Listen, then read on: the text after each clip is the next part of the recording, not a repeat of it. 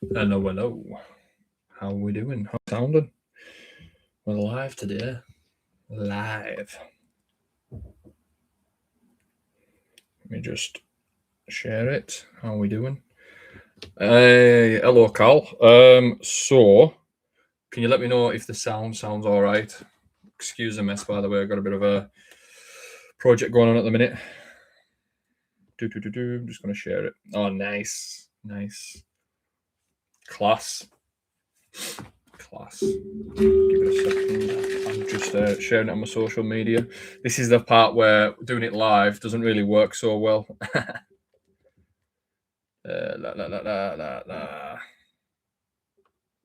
Picture's not great. Not happy about this. Should be great. Let's have a look. See what we've got. Looks all right on my screen.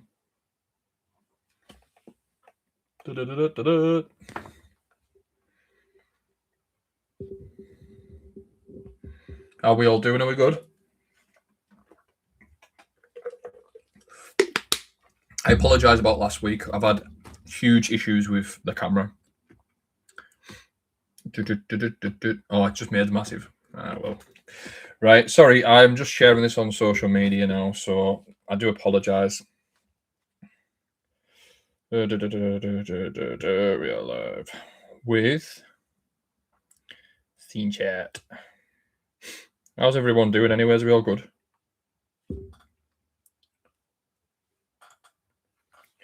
So I'm trying to, because obviously I know people watch this back, so I won't waste any time in doing this. So we'll just get straight into it as well. Just share that. I don't like this live stuff. Right, let's see where we are. Just put it in the Discord as well.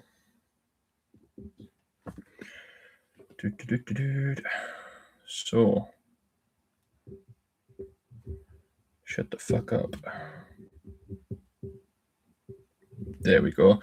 So I can see your chats here. I've got the fucking, what's it called? The off-record submissions in as well. So with this week, just a bit of a catch-up on everything because we have around about 80 questions to get through. I'm not going to sit here and do this for all 80 questions today. So, firstly, I've got a couple of things I want to get through with you as you're all joining the chat. And the thing is with this, 1 second. Let me just refresh my page. This is why you come prepared. Let's see, where are we?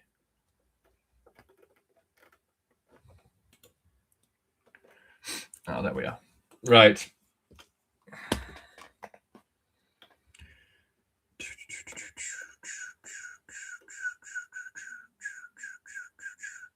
Where are we? Record label.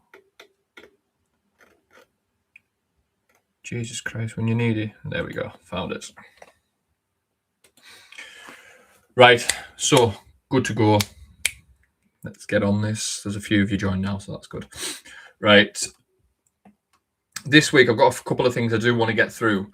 First and foremost, welcome to the show. I hope you're enjoying it and you have been enjoying the past episodes. We've got I've got questions that I want to ask you lot today. So please, if you are watching this on replay, drop comments in. If you're watching this live, obviously just ask questions as we go along. Feel free to drop anything in as you please. With this, as it's live, we'll be doing a bit of a Q&A at the end as well. So we're going through the questions we've got versus and the questions that we've got already stored here ready. Secondly, we've got a couple of things that I want of you as we go through this. This is going to be a huge help, beneficial to everyone, not just myself. So please bear that in mind too. Like when I'm asking you something of you, it's 2 or 3 minutes of your time, but it's extremely useful to me for what I need it for. So yeah, it's a bit of a community project, so to say. We've got topic of the week. We've got obviously questions and input and things like that. Topic of the week is fantastic this week. It was a submission from the Off Record. And the topic of the week this week is what's one DJ, artist, MC who should have made it as a household name, but never. And honestly, when I read that, I was like, there's a few names that sort of spring to mind.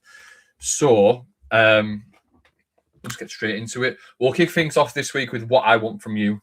So what I want from the listeners in right now is I sort of touched on a subject of a little project that we were doing to do with songwriting, production, things like that. What I would like to ask from you is, and again, strictly sort of bounce music, so anything from the Scouse House era, anything from the bounce era, anything modern day. I want to know what is your three most iconic bounce tracks of all time. There's method behind the madness. You don't need to sit there and ponder on it for ages and go, oh, it should be this, it should be that. Just give me three tracks that you would like to give a shout to. I'll give you a little insight to what I'm going to be doing. So we've set up in and around me here proper cameras, proper lighting, and I'm going to be breaking tracks down essentially. So what makes the track what it is. So as an example, what I'm going to be going through is I think the first one we're doing is Ultra Beat Elysium, well obviously Scott Brown's Elysium, and we'll go through all three versions of those, three most famous versions of those, which is obviously Scott Brown's Elysium, the hardcore version. We'll go through how the melodies were made. We'll go through the chords, what makes a track so good. We'll do Bang to Elysium, which was out on BCD, and then we'll do the Ultra Beat versus Scott Brown Elysium that was on All Around the World. And what we're going to do is we're just going to break the tracks down. Phil Mack's in the room. Hi, Phil Mack. So we're define bounce. When I'm saying define bounce, I'm talking the whole lot. So it's anything that's iconic and definitive that you would hear at a bounce night, whether it's a classic, whether it's a hard house track, a hard trance track, whatever is definitive to, if you were to show someone our music, what tracks would you show them? I think that's a better way of putting it.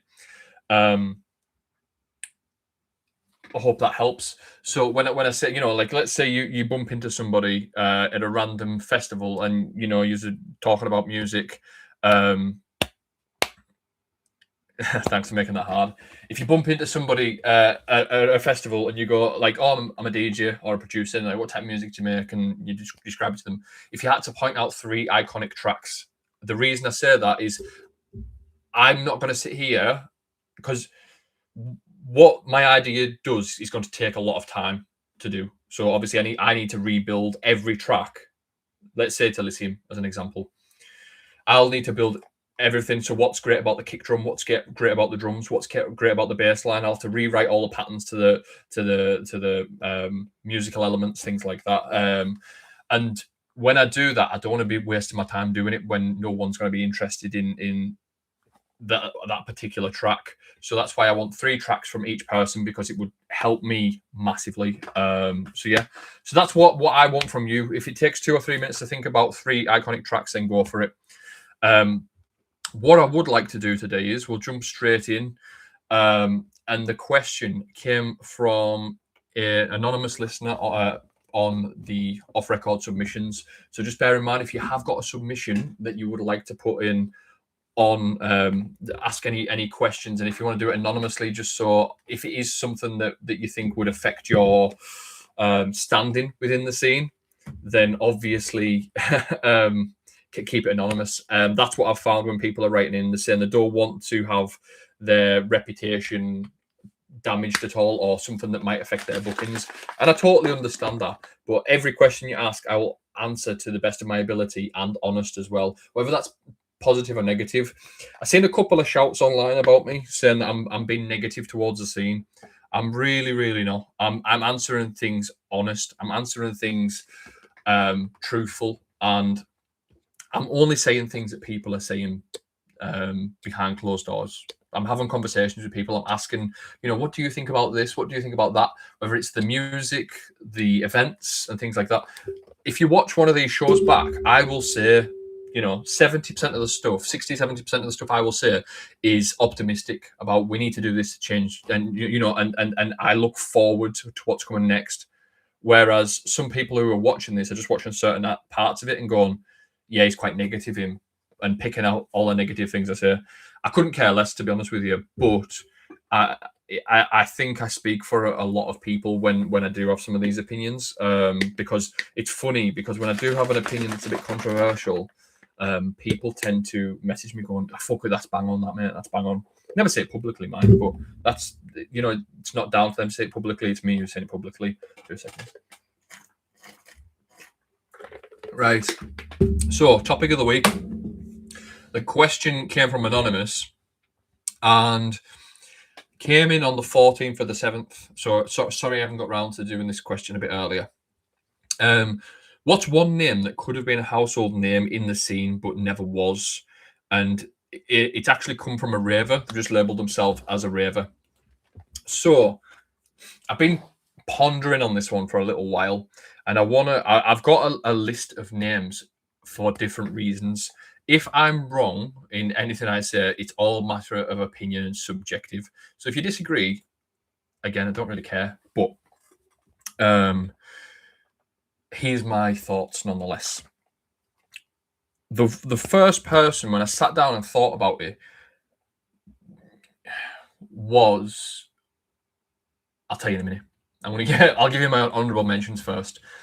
So I want to give it my honourable mentions. And again, if you're watching this back now and you're thinking, I want to know who do you think should have been a household name in the scene, but just never quite reached that level of, iconic artist in the scene. Some honourable mentions that I would like to throw out there. One was Quadrasonic. Quadrasonic, you could argue, was an established name. He absolutely was. Everyone, I think he made one of the most iconic tracks of all time when he did the remix of Francesca, You Are the One, as well as a million different aliases he's had as well. I think I've got every vinyl he's ever released down there. It's just, I love the guy. I think he's fantastic. But let's be honest, as a scene, so if you think back to when he was around, if you think back to the events that were on, so, you had things like, obviously, Wigan Pier, Pleasure Rooms, Sanctuary, Maxime's events. There was literally so much on in that time, but you never seen Quadrasonic on the lineups. Whether that's he didn't take bookings or what, I don't know. But I do think that the person who should get a shout is definitely in the conversation. Is he the person who I would subjectively say is the definitive one? I'm going to say no, because listen to my reasoning behind this. He had success to a certain level. He maybe just didn't want to do so.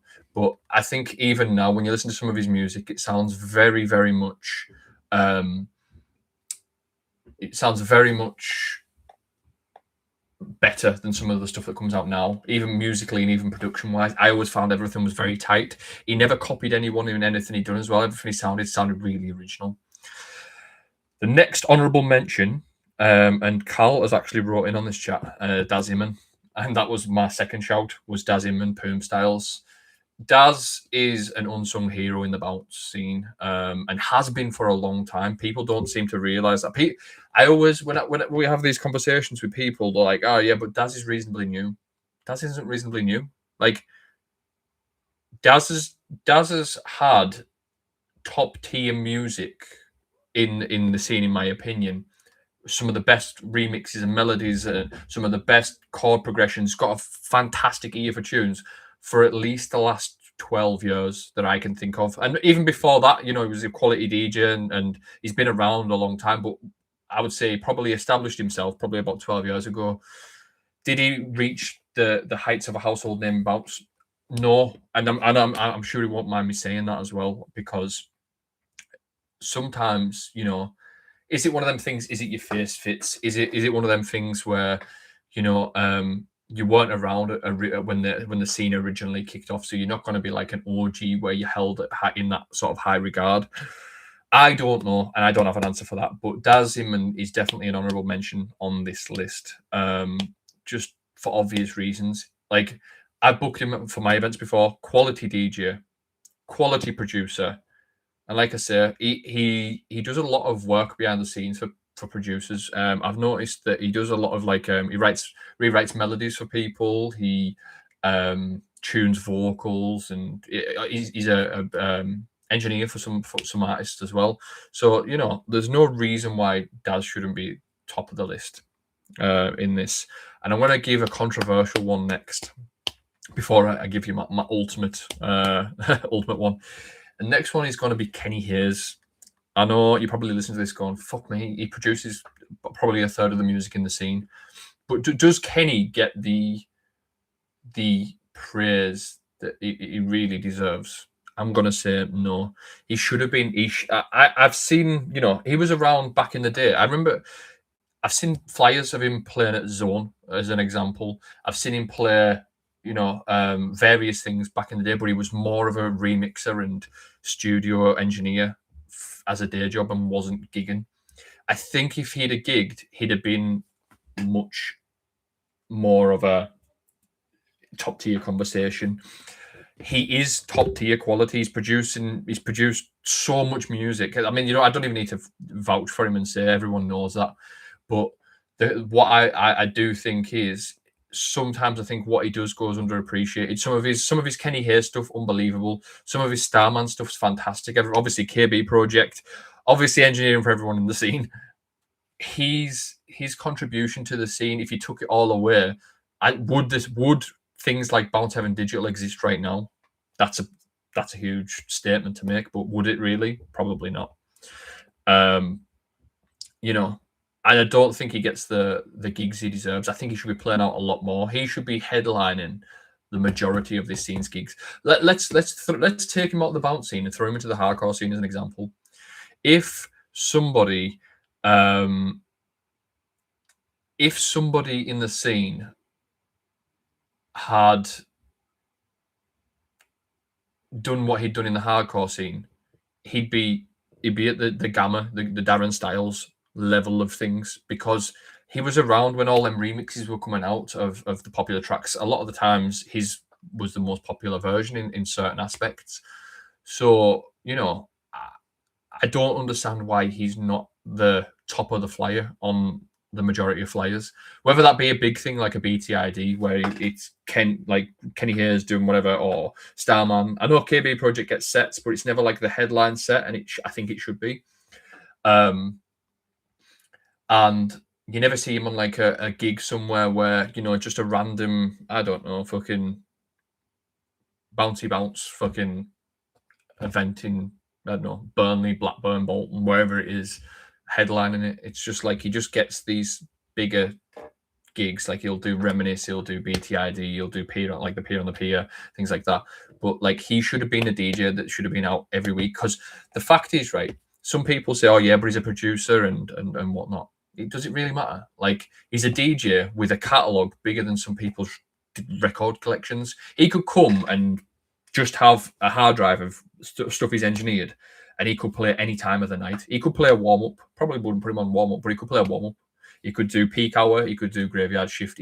Some of the hard bass stuff that he done, that would fit in like a pumping land, or this is hard bass quite easily. Peak time or graveyard shift. He could be on any bounce gig at all. He could be, I just think that it's one of them. And the next shout, he happens to be in the conversation right now, and this is my ultimate one where I don't see it, and I apologize in advance because it's going to sound like a passive insult or a passive compliment. It's really not. I'm gonna sandwich this with everything I need to make sense. And the producer and DJ in mind is Phil Mack. I think Phil Mack, I booked him back in like 2015, I think, for one of my gigs.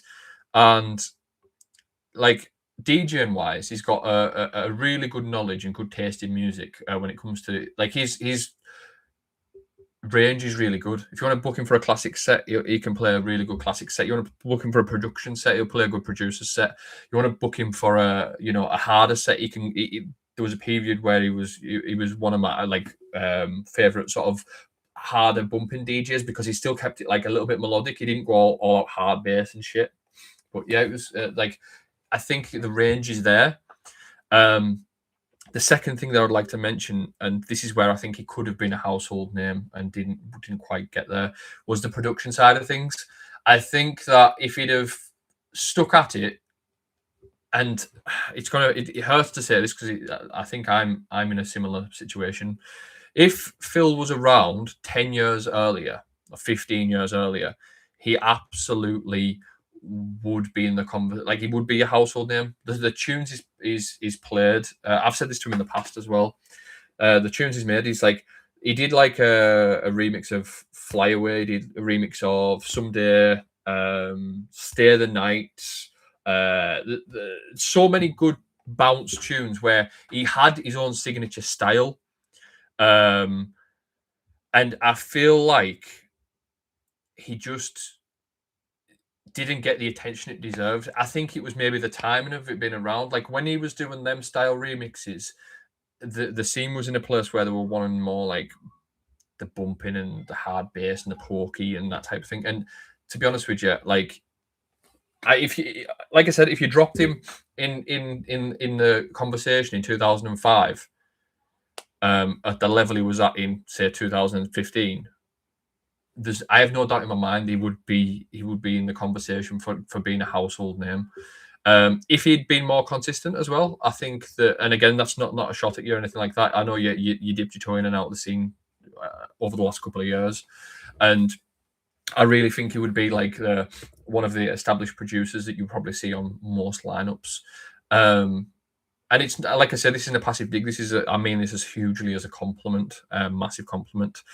Let's see what else we've got in here. So that's my my shouts there. Honourable mentions was Quadrasonic, Daz Inman, Kenny Hayes as three honourable mentions, but the one that stuck out to me that didn't quite get the flowers he deserved, and I think I've put him in that first position because each person I named prior to that have had a moderate piece of success where they've had a bit of the pie. At some point they've had their popular, time. I think Daz was starting to break out just before COVID. Kenny's obviously, everyone knows who Kenny is, fully established. He just didn't get the gigs I think he deserved. Quadrasonic, again, everyone knows his tunes, but he just didn't get the gigs he deserved. With Phil Mack, I feel like it was just a little too late in the process of our scene. Our scene, it quickly is becoming a nostalgia-based scene where everything feels like it's a bit of a throwback, which it's a shame, but in that it means new names can't break through as such. Look at it from this perspective as well, and this is me just rabbiting now. You can make of that what you will. If you come along post 2008, 2010, you're never going to be in the sort of goat that like DVB's in the conversation now. I can see there. DVB's here, and he's done his polls. Do you really think that anybody would go, oh yeah, they don't deserve to be in the conversation because they didn't come around. They come around after fucking the scene was here, and it's just a shame.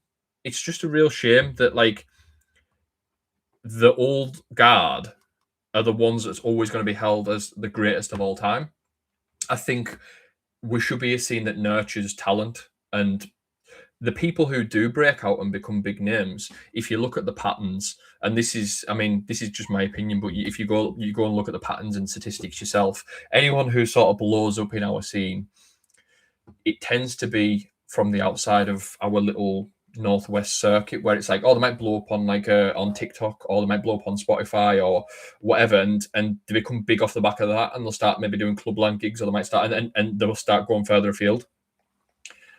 That is, and they sort of broke out of it, and then they come back into our scene later on as a headliner, and you'll see what I mean. Like someone like a Levi Heron, if that's his name.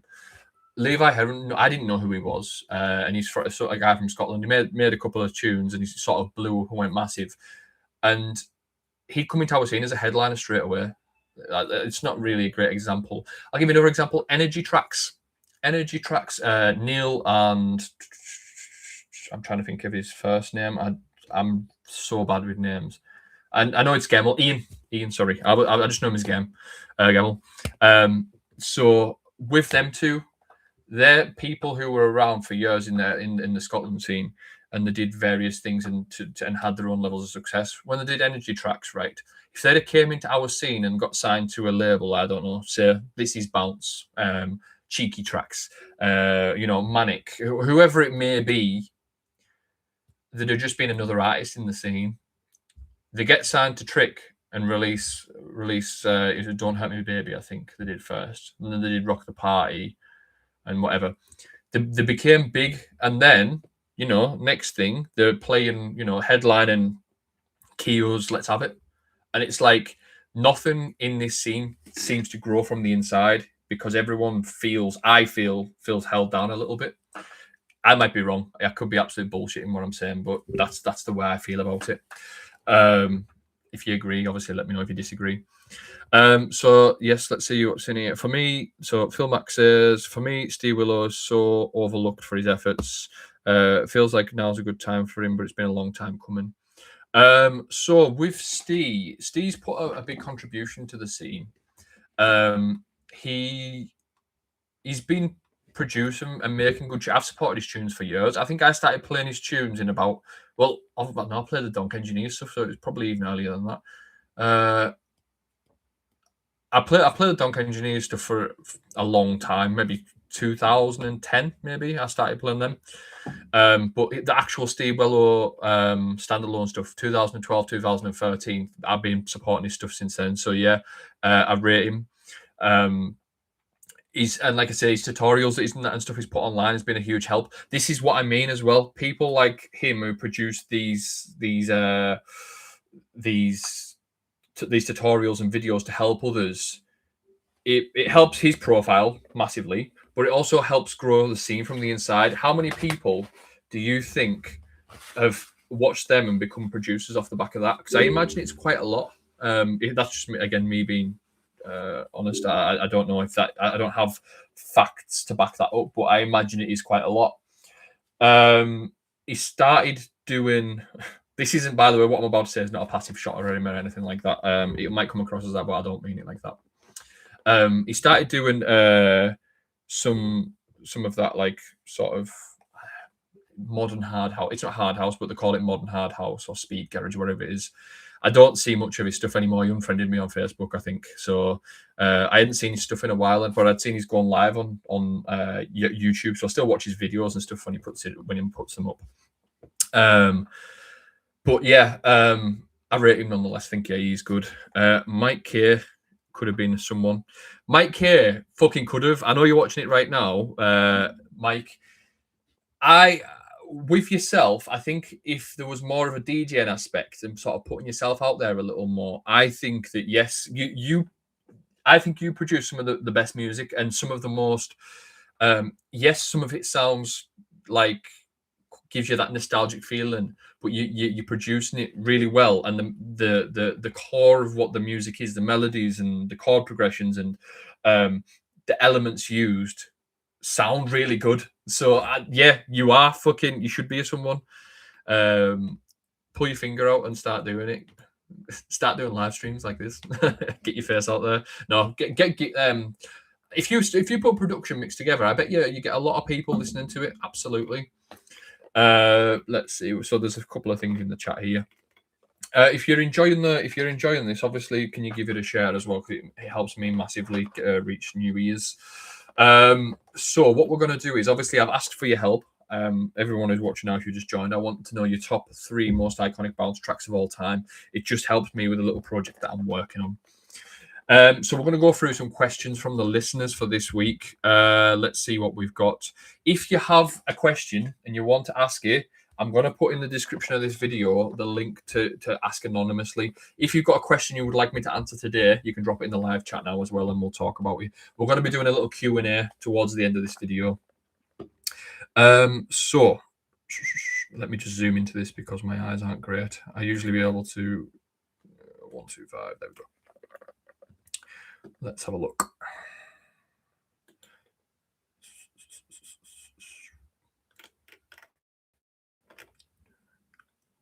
Lovely, lovely. So this came in as a question. They actually put it as a topic of the week. They said idea for topic of the week, and it comes down to friends and loyalty in the scene and the lack thereof. And that's come from a DJ slash producer, anonymous. So with this, right, what I would like to get into with this is loyalty when it comes to your friends. Loyalty when it comes to being a promoter or working for a promoter, loyalty to a record label, loyalty to anything at all. Everyone comes into this scene with their own morals, their own sort of ethical view, and they come in with an idea of what they want out of this. So if you come and you're just a consumer of the music as a raver, and your loyalty is to a brand because you go to that brand, you know you're going to have a good time. That's cool. That's your expectation. That's your level. Hi, Howard, joining the chat right now. How we doing? And again, I'll probably use Howard as an example in a minute. But when it comes down to loyalty we'll start off as friends, right? A lot of people in this scene will be their social circle in life will probably be the people in the scene because that's who they see a lot, that's who they communicate with a lot, that's who they've got a lot in common. I'm not going to sort of sit here and name and rhyme off all my friends, but I talk to a lot of people in our scene who I would consider good friends, without a doubt. And would if I was doing something, a little project or whatever, like even something like this, would I go to them first? Probably, because I talk to them most days. So loyalty to my friends works in that order. If their face fits in what's doing, and again that's probably bad wording, but let's say I'm doing scene chat Tuesdays like I am now. I could go to Cal, who's watching now, Howard. I could go to Dom and things like that. If I would say, you want to jump on here and do this, and I know for a fact that they'll be up for it, right? And that's a friend. Me said to my friends, do you want a little bit of exposure to come on here and do this? John, as an example, John G, obviously one half of Manic. Would I ask him to come on here? No, I wouldn't. He's probably watching it now. I know he enjoys these.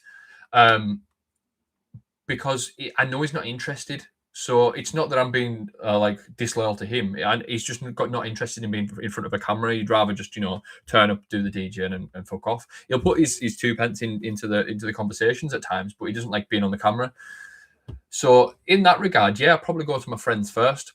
When I was promoting and when I was doing the event management in the club, I would rely on like friends and acquaintances to do things. Oh, here's John there, here as always. I would rely on friends and stuff because when I'm putting an event together, right, we used to do events 6 weeks in advance. So as it was coming up to the 6th, like the plan of the next event, it would be 6 weeks away. And I'd always go, right, well, what's the theme of the event? Whose face fits for what I'm doing? Is it going to be a house night? Right, I know I can reach out to X, Y, and Z. Is it going to be a classics night? Okay, well, I'm not going to reach out to a new DJ who just plays his own new stuff. I'm going to reach out to a classics. So yes, in that regard, when DJ to DJ or MC, like a promoter to an MC, of course you're going to go to those who's around you in your immediate circle first because it just makes sense. That's where people get a bit butthurt when you're an up and comer and you're looking for that slot to get in the main room. It can be painful at times because it's like, why is this person getting this? Why? Like, I'm absolutely grafting my ass off.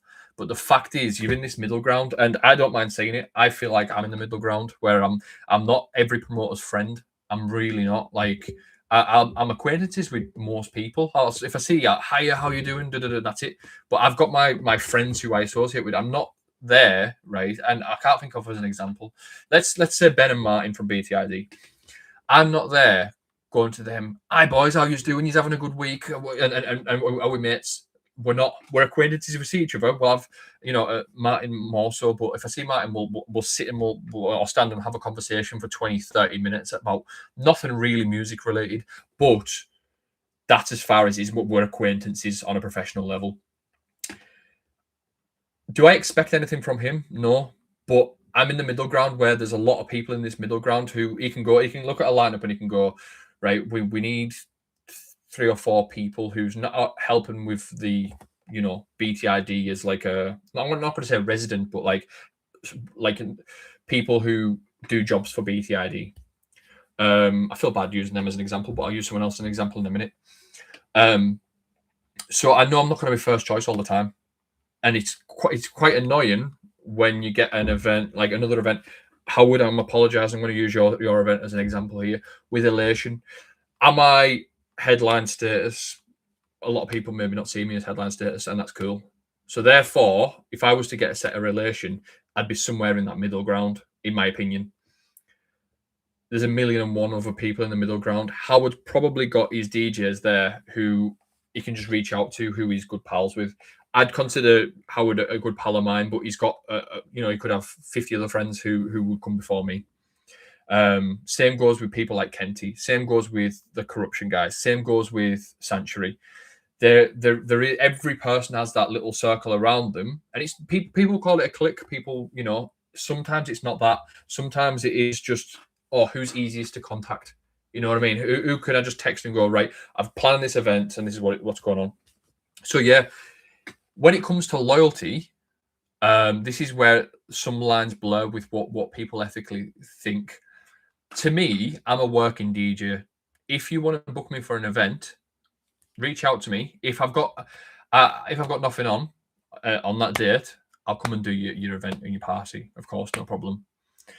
If I've got an event where I'm a resident somewhere and I'm closely associated with them and it's on the same day, I'll say thank you for the opportunity, but I've got this and this came in first. And people understand that. That's cool. That's I think how it should be. There is the working DJs who play 2, 3, 4 gigs a night. And that's also cool, but it's not something that I do. So I can't have a viewpoint on that. As a promoter, would I be booking these people? Probably not. Because if you can go and see the same person 20 miles down the road, what makes my event different? I know you've got your Andy Whippies of the world where if you put Andy Whippy on, here, at place X and put him on 20 miles down the road at place Y, you're probably going to get people come from both areas, which is understandable. But if as me, I can only speak from my perspective. As me in the scene, I'll only play sort of one because I don't want to pull the 5 people who, because I know I've got people who come to see me as an example. I've experienced it. I've had people message me on gigs off saying I thought you'd be on this gig or I seen you at this gig and whatnot and loved it. And like for instance, the last Elation I played for Howard in Blackpool, I had people messaging me from Scotland, from Glasgow, who came down just to the Elation event to see me. Came from Ellesmere Port, couple of lads there, and they were like, "We've come just to see you play. Like we know you don't play out often, but we want to see you play live. We enjoy what you do." So I was like grateful for that. If I was to take 2 bookings in the night, 20 miles apart from each other, I'm then splitting the crowd that I bring. So do I put bums on seats to that promoter? I don't. So therefore, I can understand why they wouldn't want to book you. That said, obviously, loyalties lie wherever. When it comes to a record label, if you've got a relationship with a record label where you're known to be associated with that, like for me, I do the Manic Music thing. It's my label. Would I release on other labels? Absolutely, of course I would. But my main focus is Manic Music.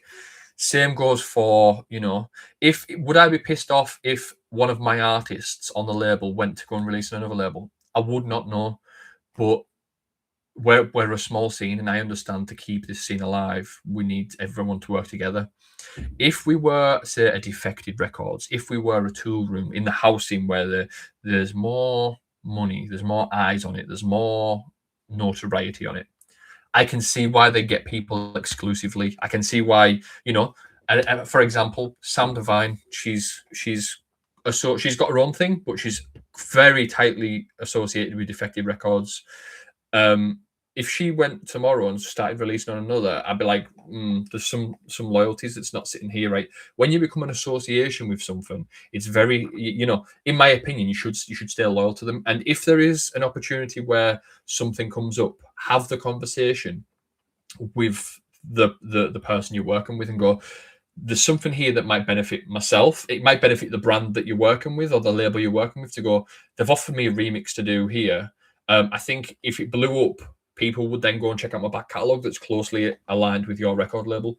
I think there's pros and cons to looking at it, but I understand if people want exclusivity and it should be wrote in contracts. I think definitely. So that's the answer to that question. If anyone's got their own opinion on that as well, please let me know. Sorry, that was a bit long-winded. With the closure of Juno Download, where is the go-to place for buying bounce music that isn't one label store? And that's from a producer, and that was sent on the 20th of the 7th. So with this, obviously Juno was our majority. I think it was our second best behind Beatport as people buying the tracks. So it was a huge loss. I've covered that extensively in another episode, but for this one in particular, I'm going to say this. For me, I've put together the next track listing for Manic Sessions, which comes out on Friday. And I'll tell you right now, I've got my history of my tabs open here. I'll just open them up. So I look every week, every sort of, I think it's like a Sunday or a Monday, depending on how busy I am. I will look at what new music's come out this week. So my rotation is first and foremost Beatport. Beatport's got almost everything on there. Again, there's stuff that's exclusive to Beatport as well that you can only get on there, which is good. I would have said Juno, obviously, prior to this. Underrated one is Bandcamp. So it might come across as a little bit difficult to function first because its interface isn't great. And if you're not the search engine's not great either. But once you start following artists and finding artists on there, there becomes a dashboard where it all comes through. And then if they release something new, it's like so and so's released this, and you can start to create a bit of a flow. So I buy a lot of stuff off Bandcamp and support people. And there's some labels who's exclusively on Bandcamp as well, where you can't get their music anywhere else. It's on Spotify and Apple Music, but like to buy, if you want the full tracks, you can only get them off Bandcamp. So there's another shout. The obvious ones, things like Bounce Heaven Digital, that's I go on there. I'm always a bit disappointed at the minute because, like I say, I put together the Manic Sessions mix for this week, and there's only 2 bounce tracks in it of the whole thing. It's very Scouse house. Like there's a range of like hard house, hard trance, things like that. But there isn't a great deal of what you would call bounce and the more donkey style stuff. I bought 1 track off Bounce Heaven, which it's a bit of a letdown. But again, it's maybe just subjective to style. So there's there. Other stores that I use. There's a thing called hardstyle.com. There's a few hidden gems on there as well. I know it's labeled as hardstyle.com, but it's not hardstyle the music. It's harder styles of music. So you get things like bounce and hard dance in there as well. So there's some good things in there. Underrated one, I think, is Toolbox Digital. It started off as like an independent sort of label, which then started releasing other label stuff, and then now it's a full, properly distributed website. So if you're looking for music, I'd definitely check those out as well. I think that's a shout there, and they're mainly the ones I use. One that I use, which I would say most DJs use as well, anyways, is things like SoundCloud and HypedEdit as well. So if you've done like bootlegs and remixes that can't be uploaded anywhere, you'll tend to find them on HypedEdit, which you can get like free downloads for. And SoundCloud as well. There's some gold hidden on SoundCloud, if I'm totally honest. If you follow the right artists, again, same as Bandcamp, and you start to see that in your stream and upload new music, it's there is gold to be found on there. It's like record shopping though. Same goes for Beatport. If you go into the hard dance on Beatport, it's like going record shopping on a Saturday. You have to sift through loads of stuff to find what you're looking for.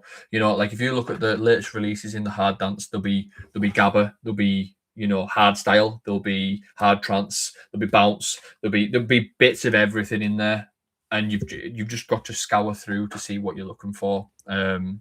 As always. So yeah, that's in answer to that question. That's where I get my music from. And again, some artists do USBs and shit like that. Definitely look for keeping out for them too. What else have we got here? Bounce DJ here. If you look at main stages, the main big events, most of the DJs on the events don't make their own music. So is it really the music / production that's getting people booked, or is it who you know, or is it they say get too close to a promoter, or is it how they look overall? We know it's all about the looks, not to mention any names. Thanks. And that's anonymous from a DJ. So we've sort of covered it earlier in the chat there before, when it comes to, you know, talking to promoters, getting to know promoters. If you become a face on the scene, if you go to the club nights and support them, and, you know, hand in your USB and go, this is my tracks, this is my mixes, there's a good chance you're going to get booked because you're familiar. You're like port of call. Oh well, he comes to the nights anyways. That's how I initially got on at Sanctuary. As an example, I was going to the nights, and every event I was going to, I was handing CDs in. Back when the CD era was around, I was handing CDs out at the events as well. And you know, there was a phase where I was in doing the room 2 things, and that started off with me handing a CD in. I can't remember what CD initially it was. I could probably dig it out. And then I got booked off the back of that.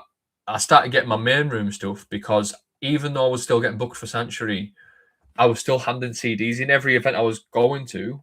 If I seen Farrell, I'd go, right, well, I've got this new CD here. Was he listening to it? Who knows? I don't know. But the consistency of going, I'm still here. I'm still bringing fresh stuff. I'm still, you know, I'm still active. I think it speaks a lot of volume there.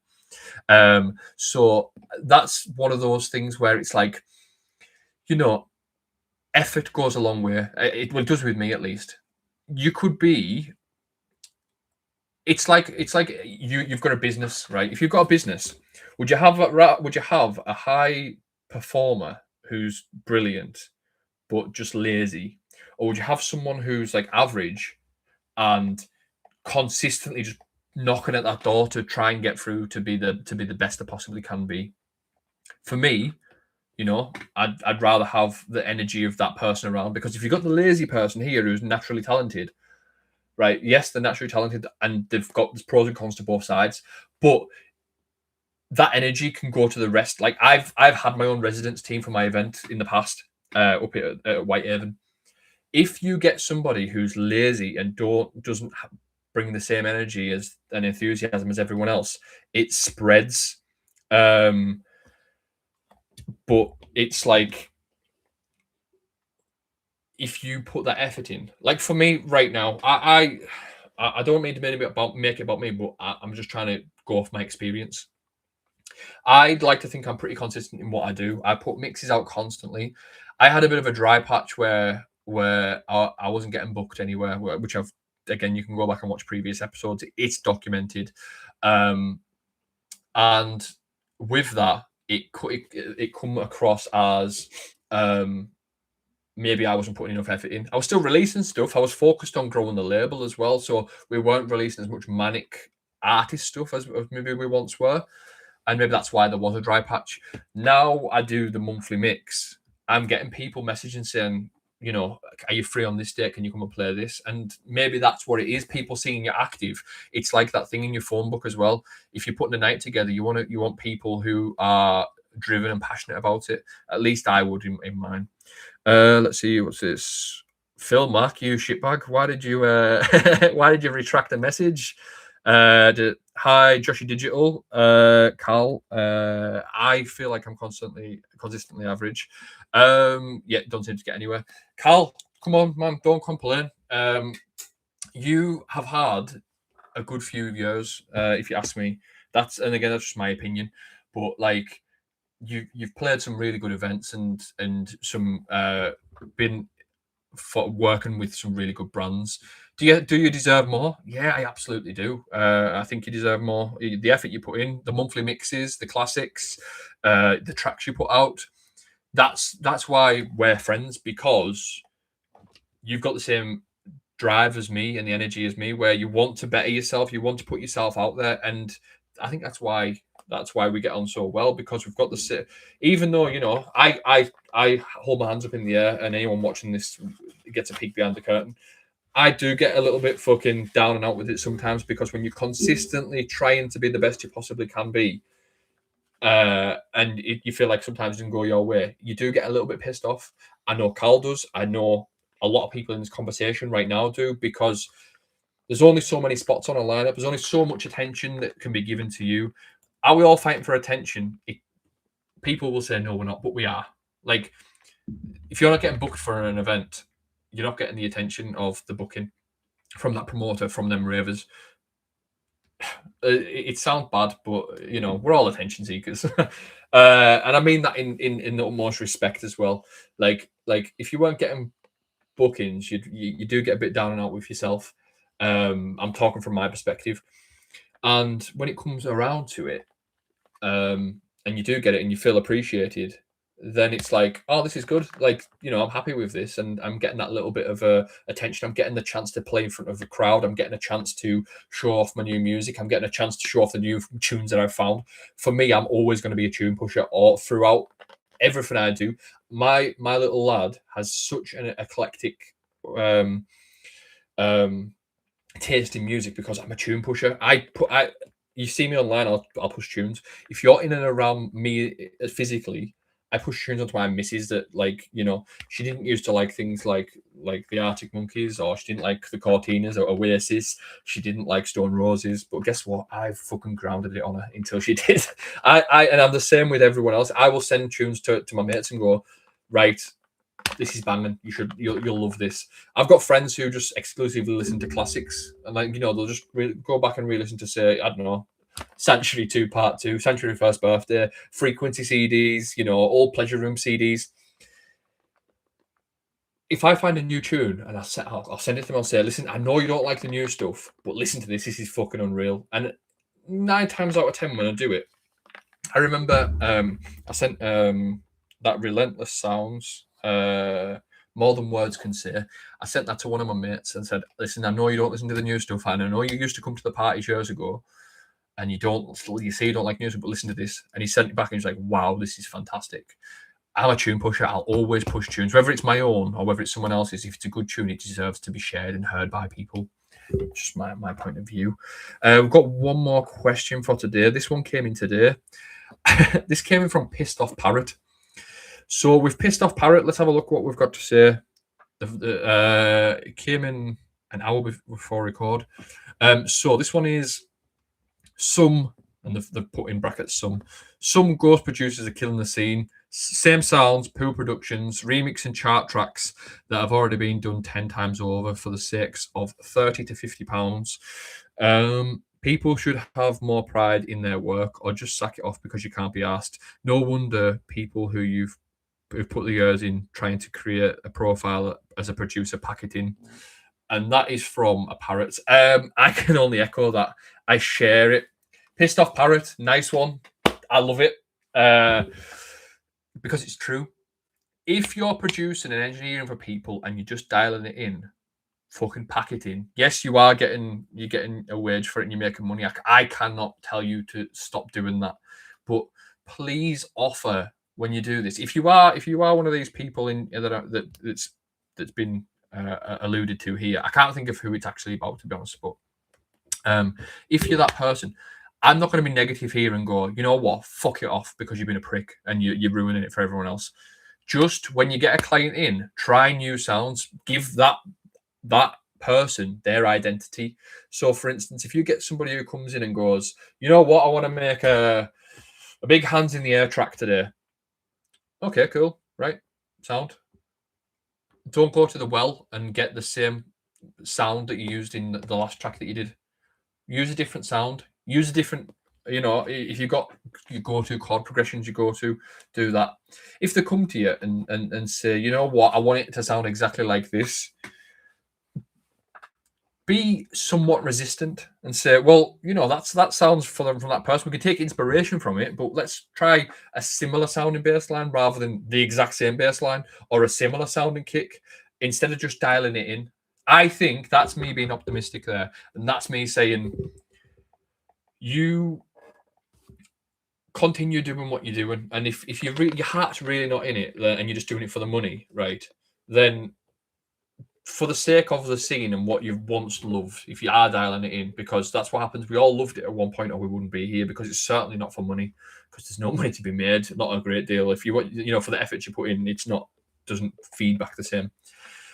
If you're the person who's dialing it in, just change your sounds up a bit. Like, just if you're using the same kick drums, change the kick drums. That's all I'm saying, because it helps people. And if you've got regular clients, let's say I've got fucking DJ Donkman, right? And he comes to see me every second Tuesday to get a track engineered. DJ Donkman is going to have a folder on my hard drive that's all the samples that he likes, and it's not going to feature in a Brad Refresh track. It's not going to feature in a Manic track. It'll feature in DJ Donkman's tracks, and that's how he's identified through certain sounds and melodies and whatnot. And I think you've got the likes of Fitzy and Ross writing a status yesterday saying about how the sounds have changed. The sounds evolved. It has, for the better, is subjective. I don't think it has personally, but everyone wanted to be Fitzy and Ross at one point, and I banged this drum a million times over.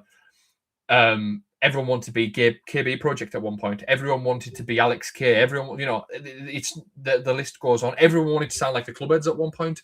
When everyone was doing the Eurodance stuff in the early 2000s, the Euro trance, we have this thing where the donk comes along, and it's like, oh, we need to stick a donk on everything now, just because the Clubheads did it. Just think about what you enjoy of a track, right? What I tend to do is think of five, and John is in the conversation now. He can back me up on this. I always say to John, give me 5 different producers or tracks that you're enjoying at the minute, and we won't copy any of them. We'll take a little bit from each. And guess what? When you take 5 influences that's distinctive, you create something new, because you're basically just stirring the pot of all the things you like to get. You're only, as a producer, you're only as good as your record collection, because you're going to reference those things. So for me right now, I could pull out a track and it could be something from Tidy Tracks or Nucleus, or it could be something from, I don't know, BCD. It could be something from Dinky. All of them sounds, they're all different. They've all got what they do really well, or it could be totally like completely different, and it could be something like an old trance label. You know what I mean? And we'll pull different aspects of it and create our own version of what we think is good. And I don't think enough people are doing that, personally. I think that a lot of people are just going, I like the sounds of Alex K, and I'm going to make Alex K. I've even heard people copy his raps recently as well, where it's like, you'd have like, what is it, Alex K, yes, in the mix, that type thing. And it's like, come on, do something original. Do something that's exciting. I want to hear your music and be excited by you. And everything I get excited by at the minute, it seems to be outside of our little scene. Look what someone like a Ben Hemsley's doing. Look at what Hannah Lang's doing. She's playing a little bit harder than she was, but she's doing exciting music. Everything's got a bit of variation. Look at like Billy Gillis. Look at the likes of Patrick Topping. Look at the likes of Energy Tracks to an extent. I know they're closely aligned with our scene, but they're doing something that sounds different. Look at the likes of Carl Starkey. Carl Starkey's he's blew up. He's massive in Europe, and he's got a huge following. But if he was in our scene, would he just be another person in the scene because he feels like he needs to make his music in a certain way? Maybe. Who knows? Andy Kelly's in the call. Again, Andy, I'm going to use Andy as an example. Sorry for doing this, but Andy Kelly, I knew him as like, when I first started listening to his stuff, he played high energy hard house music. He was like, used to scratch over the top of it, and he'd be like big hoovers and dead punchy kick drums off beats. And over time, I didn't hear some of his stuff for a few years, and then a couple of years ago, like 2021, I started noticing he was putting stuff out, and you could see that he was listening to like some of his Italian stuff that he used to play, some of his hard house, some of his hard trance, and you could see where the elements were coming in, and you listen to his tunes, and you're like, wow, this is really innovative. Go and check his stuff out. Andy Kelly on SoundCloud. It really, really good remixes and stuff that would fit into bounce sets, no problem. And he wasn't trying to go for a certain style. You could see it was influences from all over. So there's a good example. Carl says Kenny has nailed down. Even though you know Kenny has made it, you can almost hear who he's made it for without seeing the title. Yeah, I agree with that. Definitely. So we've just hit an hour now. I'm gonna knock off because I've had pre-workout, and if you think I'm speaking a little fast, it's because I'm flying. I'm not a narcotics taker. So when I have a pre-workout, like my eyes are blaring right now. I feel fucked. No, I'm going to Greece tonight, so I want to get to the gym, get back, get a shower and whatnot. But have you liked the live stream? If so, obviously let me know in the comments. I've been very, very grateful for everyone who's tuned in and engaged with what we've been doing, asking questions and things like that. I'm going to stick around for a couple more minutes. If you have a question, just let me know, and I'll get it answered now. I'm planning on doing a bit of a Q&A session, just solely for that in the next couple of weeks. Like I've said to you in the past as well. We've got a couple of things in the pipeline. So we've got stuff coming out on Manic, and we've also got some stuff, some videos that's going to be coming out. If I was going to put a picture on what it is, it's like documentary style things where we break down tracks. So it's going to be documentary style where I might talk to the artist in question. Let's say that we were to break down. I'll give you a good example. A couple of friends in the scene, friends, acquaintances, whatever you want to call them. Rob Kane and Chris Clark from Total Control. I could sit and talk to them about, Static Bounce as an example. It's an iconic track in the scene. Talk to them about the thought process of what it is in a documentary style way, where I just ask them questions and they've got a talking head and go from there.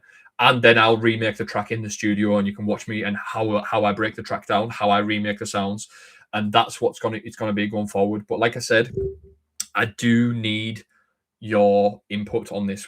Iconic tracks from the scene. So whether as I say, bounce, hard house, Eurotrance, stuff that was played in the pier, stuff that was played at Pleasure Room, stuff that was played, Monroe's, Maxime's, stuff that's played today. If there's an iconic track that's been played today, give me a shout on what you think's iconic, and I'll break it down. I'm not going to do every single one because every episode's going to be roughly 20 to 30 minutes long. And in these, I'm going to do them in series. So I'm going to record 6 to 8 episodes per series, and they'll come out let's say we launch it in December as an example. It'll come out for every week at the same time throughout December, whilst I'm working on season 2, season 3, season 4, etc. So you won't be waiting a long time for the next episode. You might wait a short amount of time for the next season or series.